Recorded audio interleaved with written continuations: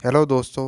आज हम आपके साथ ऐसे एक्ट्रेस की बात करने जा रहे हैं जिसकी लाइफ में लगातार 10 मूवी फ्लॉप हुई। वो एक्टिंग के लिए कम और कंट्रोवर्सी के लिए ज़्यादा जानी जाती है। उसके ग्रैंडफादर एमएलए रहे हैं और उसके ग्रेट ग्रैंडफादर फ्रीडम फाइटर रहे हैं। इनकी अपने पिता के साथ बिल्कुल भी नहीं बनती। ये एक ऐसी एक्ट्रेस हैं जो फिल्म इंडस्ट्री से सीधी पॉलिटिक्स में आ चुकी है। हम बात कर रहे हैं कंगना रनौत की। कंगना ने अपनी ईमानदारी से और एक्टिंग से लोगों के दिलों पर राज किया है। आइए अब बिना देरी किए हम आपको इनकी लाइफ और कंट्रोवर्सीज के बारे में बताते हैं। कंगना रनौत का जन्म 23 मार्च 1986 को हिमाचल के एक छोटे से गांव पंबला में हुआ। इनकी मां टीचर और इनके फादर बिजनेसमैन हैं। कंगना सब कुछ छोड़ के 16 साल की उम्र में दिल्ली आ गई। वो दिल्ली आके एलाइट मॉडल मैनेजमेंट में काम करने लगी। कंगना ने अपनी मॉडलिंग के लिए अपना कॉलेज भी छोड़ दिया, लेकिन कंगना को ज़्यादा मॉडलिंग में इंटरेस्ट नहीं आया। फिर बाद में कंगना ने अपना कैरियर एक्टिंग में बनाने का सोचा। पहले हम आपको इनकी कुछ कंट्रोवर्सीज बता दें, उसके बाद इनकी लाइफ के बारे में बात करेंगे। सबसे पहले तो कंगना की कंट्रोवर्सी आदित्य पंचोली से हुई। कंगना ने आदित्य पंचोली पर यह आरोप लगाया कि आदित्य पंचोली मेरे साथ छेड़छाड़ करता है और इसने मुझे कई बार मारा भी और गाली गलौज भी किया। कंगना ने यहाँ तक कहा कि एक बार मैं इनकी पत्नी जरीना भाव के पास गई थी। उन्होंने भी मेरी बात नहीं सुनी और कह दिया कि आदित्य पंचोली बाहर ही रहे तो अच्छा है, हमारे घर में शांति का वातावरण रहता है। कंगना ने बताया, एक बार तो मैं फर्स्ट फ्लोर से कूदी क्योंकि आदित्य ने अपने घर में मेरे साथ ज़बरदस्ती करने की कोशिश की। बाद में अनुराग बासु ने मेरी मदद की और उन्होंने मुझे अपने ऑफिस में छुपा कर रखा। उसके बाद कंगना ने आदित्य के खिलाफ एफआईआर दर्ज कर दी। उन्होंने यहाँ तक कह दिया कि ये सिर्फ फोर्स रिलेशनशिप है। 2004 में आदित्य ने भी इनके ऊपर एक केस फाइल किया। 2004 में जब ये पहली बार मुंबई आई थी तो मैं ही इसे ऑडिशन के लिए लेकर गया था। बाद में मुझे इसके साथ प्यार हो गया और हमारा रिश्ता हस्बैंड वाइफ जैसा रहा है। आदित्य ने यह भी कहा कि कंगना पर जब एसिड अटैक हुआ था तो उसने ही उसकी मदद की थी, पर कंगना ने इस रिलेशनशिप को कभी माना ही नहीं। 2009 में राज द मिस्ट्री कॉन्टिन्यूस मूवी आई। उसमें कंगना के साथ काम कर रहे थे अमरान हाशमी और आद्यन सुमन। कहते हैं शूटिंग के दौरान आद्यन सुमन और कंगना रनौत दोनों ही एक दूसरे को डेट करने लगे थे, लेकिन ये रिलेशनशिप बहुत ही रफ वे में ख़त्म हुआ। इनकी भी आपस में बहुत कंट्रोवर्सी हुई। इसके बाद 2016 में कंट्रोवर्सी हुई कंगना रनौत और ऋतिक रोशन के बीच। कंगना ने इंटरव्यू में लिखा कि सिली एक्स। लोगों को लगने लगा कि ये सिली एक्स ऋतिक रोशन को कह रही है, ये ही इनका बॉयफ्रेंड है। ऋतिक रोशन ने अपने लॉयर से डेफामेशन केस फाइल करवा दिया। इसके बाद आदित्य सुमन भी अपनी स्टोरी के साथ आगे आए। उन्होंने कंगना के खिलाफ कई आरोप लगाए।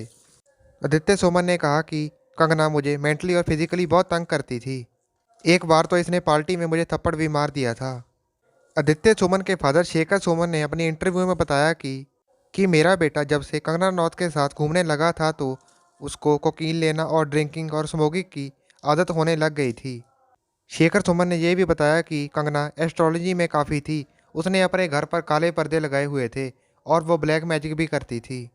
और कंगना ने इसके जवाब में कहा, सब एलिगेशन मुझ पे झूठे हैं। आदित्य सुमन 95 केजी का है और मैं 49 केजी की, मैं उसे कैसे थप्पड़ मार सकती हूँ। और ये जो मुझे ब्लैक मैजिक पर आरोप लगा रहे हैं ये भी सब झूठा है। इसके बाद आदित्य को सब फ्लॉप एक्टर कहने लगे। उसका इसके बाद करियर ही खराब हो गया था। कंगना ने ये कहा कि 2010 में हमारी काइट मूवी आई, उसमें ऋतिक रोशन और मैं दोनों ने काम किया और ऋतिक का इनकी वाइफ सुजैन खान के साथ भी डिवोर्स हो चुका था। उसके बाद ये मेरे साथ रिलेशनशिप में आए। ऋतिक रोशन ने कंगना के साथ क्रिश 3, बैंग बैंग और काइट मूवी में काम किया था। इसके बाद इनकी मूवी आनी थी आशिकी 3। ऋतिक रोशन ने कंगना रनौत के साथ काम करने से मना कर दिया और कंगना को नोटिस भेजा कि वो मुझसे माफ़ी मांगे। ऋतिक रोशन ने कंगना रनौत पर यह आरोप लगाया था कि ये मुझे हर रोज़ 10 से 15 मैसेज भेजती थी। कंगना ने ही मेरा घर खराब किया है। और कंगना ने भी इसके जवाब में कहा कि इसने अपने मैसेज ही मुझे भेजे हैं और इसने बाद में मेरी ईमेल हैक कर ली है। कंगना ने कहा कि ऋतिक रोशन मेरे साथ रिलेशनशिप में थे, बाद में इन्होंने ब्रेकअप कर लिया था। जब मेरी क्वीन मूवी चल गई तो उसके बाद इन्होंने फिर मुझे प्रपोज किया। ये बात कंगना ने ऋतिक रोशन के पिता राकेश रोशन के पास रखी। जब फार्मर प्रोटेस्ट चल रहा था तो कंगना ने किसानों को भी नहीं छोड़ा। उनके साथ भी इनकी कंट्रोवर्सी हुई। कंगना ने अपने बयान में ये कह दिया था कि पंजाब को इन्होंने बांग्लादेश बना देना था अगर हम इनको ना रोकते तो। किसानों ने तब इनका बहुत विरोध किया। कंगना की हर दिन किसी न किसी से कंट्रोवर्सी हुई रहती है। आइए अब हम आपके साथ इनकी लाइफ के बारे में बात करते हैं। इन्होंने अस्थिमा थिएटर ग्रुप ज्वाइन किया। एक बार जब इनका स्टेज शो पर परफॉर्म हो रहा था तो मेल और फीमेल दोनों का स्टेज पर रोज चल रहा था, लेकिन इनके मेल पार्टनर गायब हो गए और बाद में कंगना ने मेल का रोल भी अकेले ही संभाला और लोगों ने इनकी बहुत तारीफ की।